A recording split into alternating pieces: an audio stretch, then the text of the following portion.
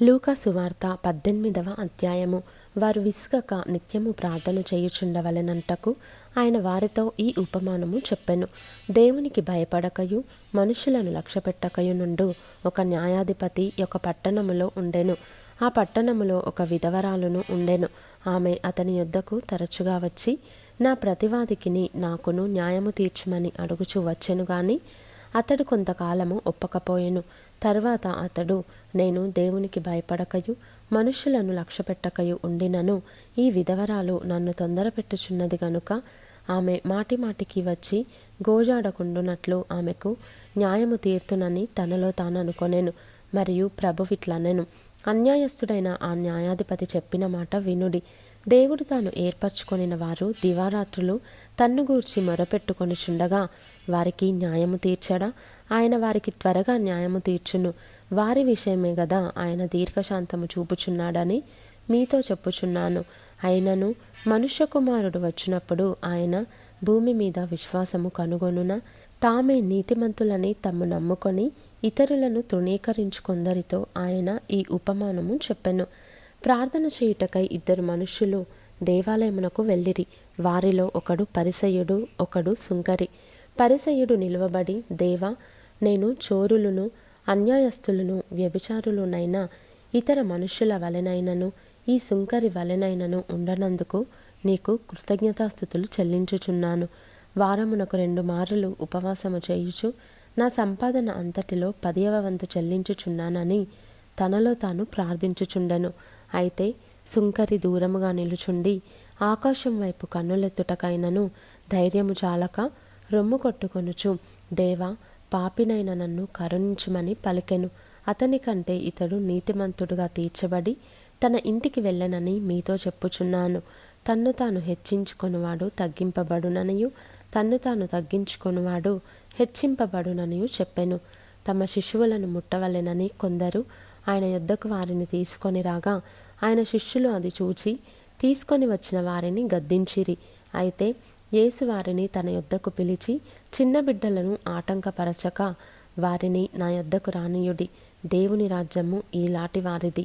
చిన్న బిడ్డ వలె దేవుని రాజ్యము అంగీకరింపనివాడు దానిలో ఎంత మాత్రమును ప్రవేశింపడని మీతో నిశ్చయముగా చెప్పుచున్నానెను. ఒక అధికారి ఆయనను చూచి, సద్బోధకుట, నిత్య జీవమునకు వారసుడనగుటకు నేనేమి చేయవలెనని ఆయనను అడిగెను. అందుకు యేసు, నేను సత్పురుషుడనని ఏలా చెప్పుచున్నావు? దేవుడు ఒక్కడే తప్ప మరి ఎవడునూ సత్పురుషుడు కాడు.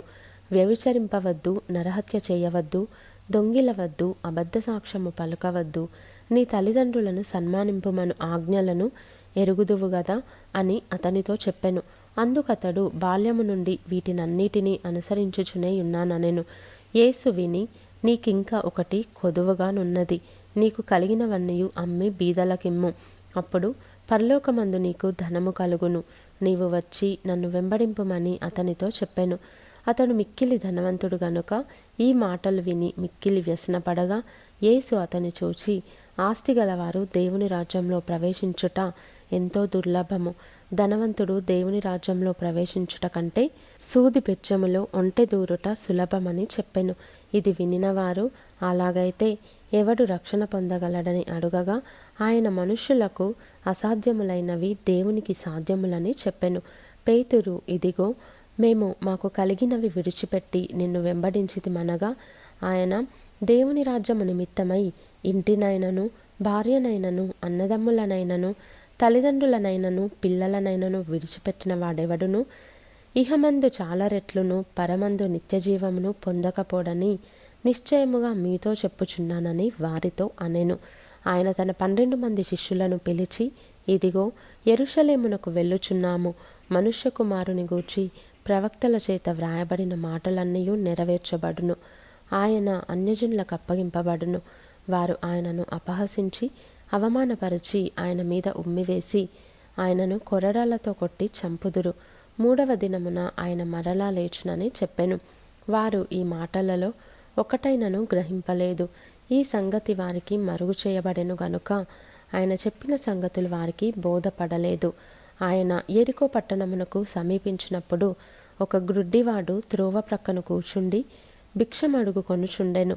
జనసమూహము దాటిపోవచున్నట్టు వాడు చప్పుడు విని ఇది ఏమని అడుగగా, వారు నజరేయుడైన యేసు ఈ మార్గమున వెళ్ళుచున్నాడని వానితో చెప్పిరి.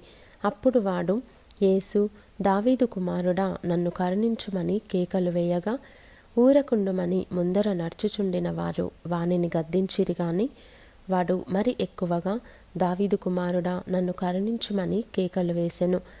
అంతటా యేసు నిలిచి వానిని తన యొద్దకు తీసుకొని రమ్మనెను. వాడు దగ్గరకు వచ్చినప్పుడు ఆయన, నేను నీకేమి చేయగోరుచున్నావని అడుగగా, వాడు, ప్రభువా, చూపు పొందగోరుచున్నానెను.